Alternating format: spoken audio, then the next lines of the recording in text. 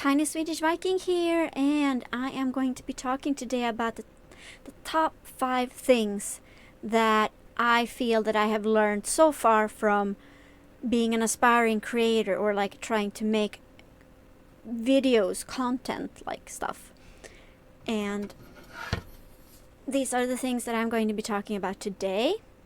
Let's just jump right into it. Number 1, equipment, hardware and software.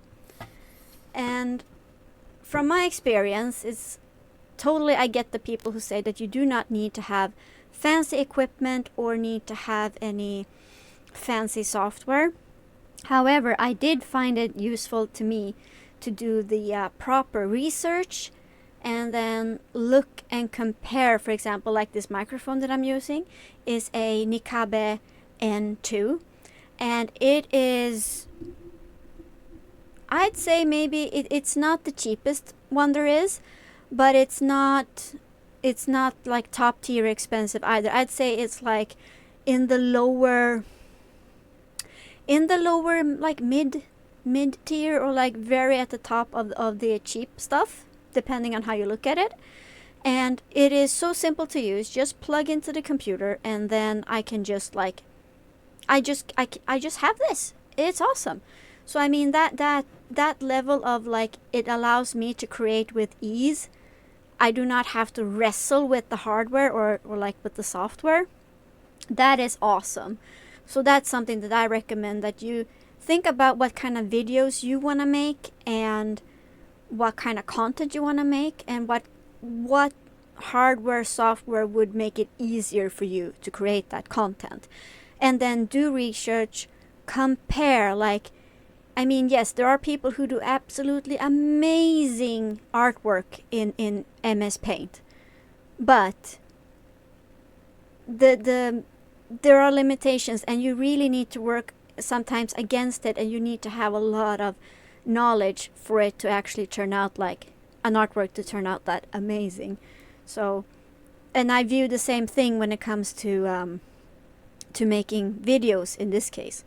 So good microphone, and then I'm just using Streamlabs desktop, and then that's how I record basically, and also how I do my streams, for example, and that works pretty good. If I need to edit something, I use the DaVinci Resolve 19, the free version of it, and that also helps because it gives me a ton of it gives me a lot of things despite it being the free version. And then of course, like, if someday I decide that it is worth buying the full software, then that could be a thing in the future. But for now, the free software is absolutely more than enough for my needs. Number 2 is space. As you can see, I have this little space. It's nothing fancy, but it allows me to have my setup just standing ready. So with just a few pushes of buttons, I can go live on Twitch, or I can record a video like this one, and it just makes it so effortless for me to create content. I have also rigged up a second camera, which is it's a very, very cheap web camera, but it does allow me to do, for example, like crafting videos. So this space, to have it just be available for me whenever I need or want to come out and create, that's awesome. And I mean, you do not have to have a big space, but maybe think about, like, is there a way for you to create a space for you to like be creative in? You do not, I mean, try to think about space that you need, or maybe you can create for yourself, so that allows you to create. Number 3 is time. And what I mean by that is, it takes a lot of time to create content, more than you think. Because, for example, like, I needed to learn how to operate my software, or like how to do edits in DaVinci Resolve. There's a ton of stuff that I need to learn, and have learned a little bit, but I still need to learn more. So it takes a lot of time to learn how to do things. And then it takes time to film things. Like I just did a filming session, and it took for the few minutes, or like it's probably the finished video is going to be like just under 2 minutes, but it took several hours for me to complete the filming, and hopefully I have good enough footage that can be used to make that video. So you will have to take that into consideration. And then I have spent so much time doing editing. It takes time to edit, and it takes time. Even if you're good at editing, that takes a lot of time. So you need to have that also in back in your head. And of course, like I do have a job outside of this. This is something that I do in my spare time. And then on top of that, I also need to do other stuff outside of work, like, doing chores, laundry, dishes, cook food, basic taking care of myself. And I also need to have some time where I actually don't do anything, where I just like have some self-care time. So that means that you will have to plan your time very carefully in order to have time to do all the things that you need to do, but also be able to create the things that you want to make in an easy way. And we will get back to that, actually.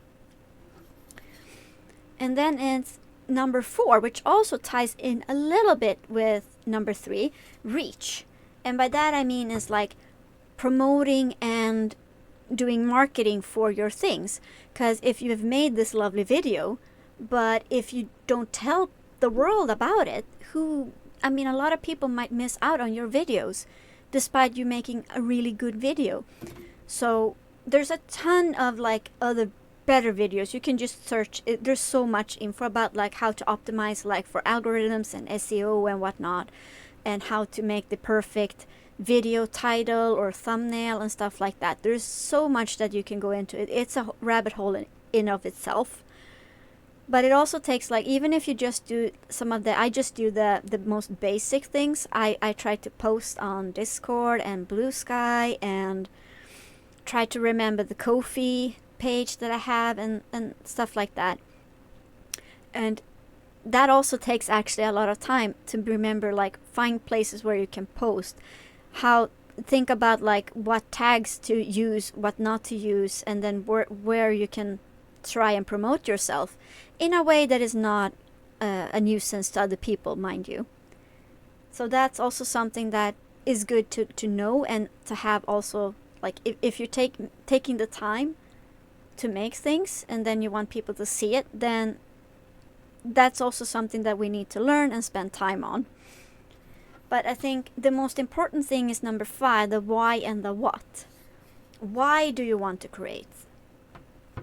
And what do you want to create? Because that also, answering that why and what, that is, if you answer this, that also is somewhat is going to give you the answers to all of the 1 to 4. Like for me, I want to create because I want there to be something that's still here when I'm not here anymore. And I want to make things because I think it's fun to make things. And if I can make things that, for example, that someone likes, or that can be of use to someone, even if it's just like them having a good time, then I feel that that's worthwhile. And I like to challenge myself. I like learning about like all of the different things, about how to make things and edit things and stuff like that. I find it absolutely fascinating. Which is why also, like, I did not think actually that I'm that kind of person, but I am actually kind of into a lot of like tech things. So I might be doing a separate short video on that at some point, but that's for another day. As for like the whole like, some of why I mentioned that about space and about equipment in the way that I did is because, it takes time. Things take time, and we do not have a lot of time in the world. So this is what I've been reading, like a lot of this, like Atomic Habits by, it's so shiny, Atomic Habits by James Clear. and then Essentialism by Mckweon, and we also have Cal Newport's Deep Work. Let's see. Growth Hacker Marketing, Revised and Expanded by Ryan Holiday.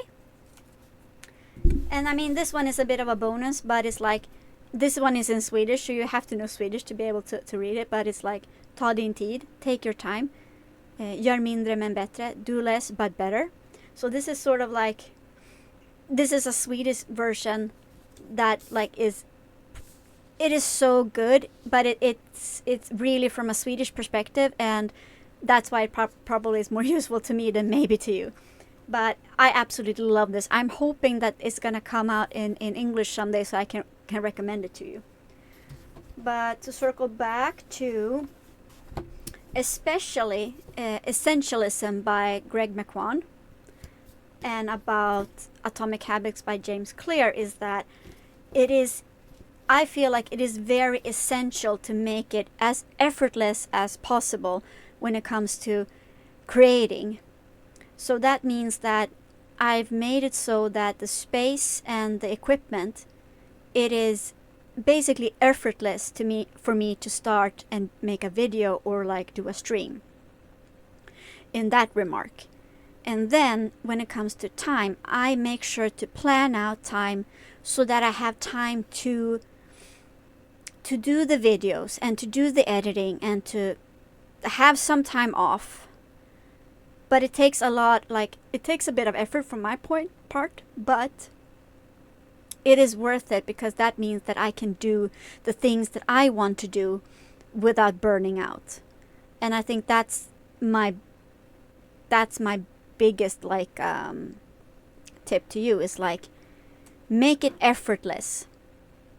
By all means, go and borrow these books at your local library and like read them, and then pick out what's useful to you, and then go out there and create. But it's really important for you that you try and identify what kind of content is it that you want to make. Do you want to make Let's Plays? Do you want to make list videos? Do you want to spill the tea? Do you want to make, I don't know, tutorials? What is it that you want to make? Think really hard about what you want to make. Think about what kind of equipment that would allow you to make the things that you want to make with as little effort as possible. And then make sure that you have the time, but also that you also have time to take care of yourself. But above all, make sure that you have fun when you create. Because at the end of the day, if we do not enjoy it, if we do not have fun when we make things, it's not going to be fun to watch, and it's not going to be fun to make. So make sure that whatever you want to make sure that you are having fun and that you're taking care of yourself while doing so. Well, that's all. I hope to see you in a future video. Bye bye!